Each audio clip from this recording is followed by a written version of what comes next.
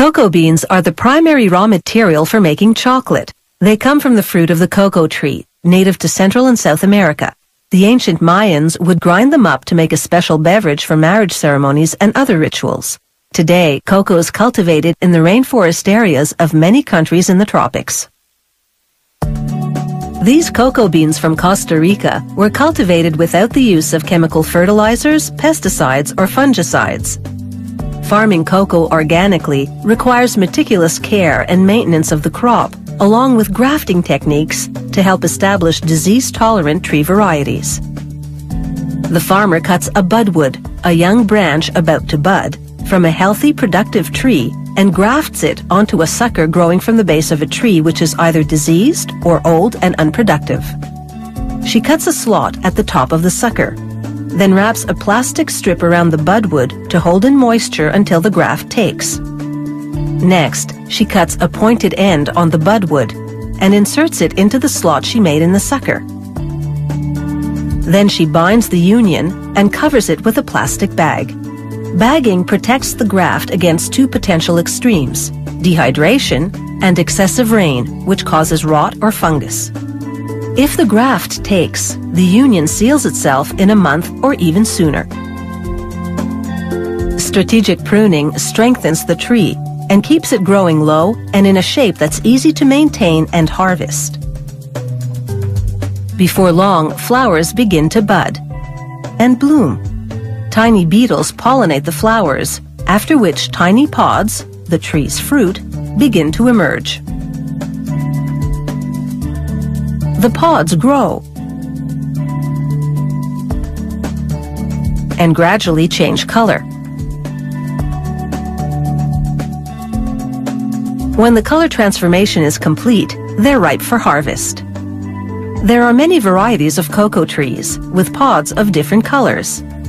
It generally takes about 5 months from first blooms to pod maturity.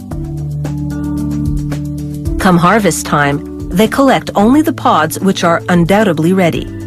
If a pod isn't fully ripened, the cocoa beans inside will be acidic and bitter. They carefully cut the pod stem off the branch without damaging the tree in the process.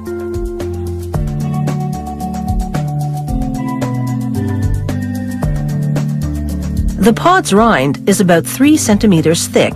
It's rough and bumpy. They hack it open with a machete to remove the fruit inside. The fruit is made up of a sweet edible pulp encasing 30 to 50 large white seeds.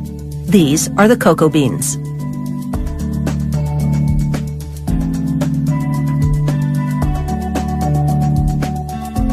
The beans and pulp go to the fermentation area, where workers lay them in boxes or heaps and cover them for 4 to 6 days.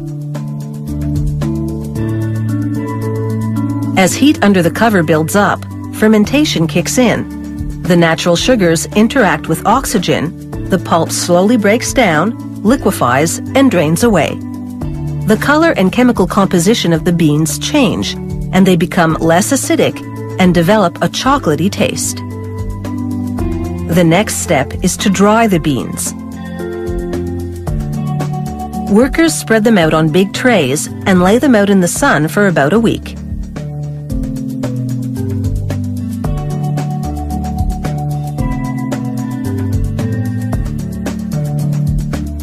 Here's what a cocoa bean is like wet versus dried.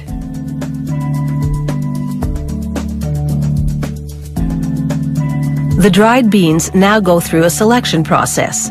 Workers examine them, removing pod remnants and any beans with mold or other imperfections.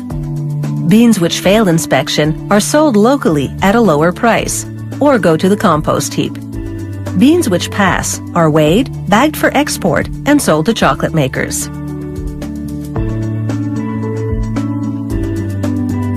Depending on the size of the beans, which varies according to the cocoa tree variety, it takes about 300 to 600 cocoa beans to produce 1 kilogram of chocolate.